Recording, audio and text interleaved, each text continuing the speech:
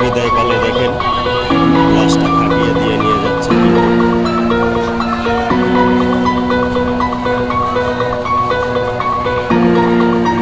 ধারে দিকে বডিটা, সেই জন্য তারা খাটিয়ে নিয়ে আসছে, খাটিয়ে দিয়ে করে নিয়ে যাচ্ছে।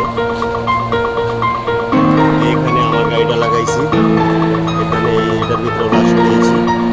এখন আটিবাজারের উদ্দেশ্যে যাব, রোহিতপুর।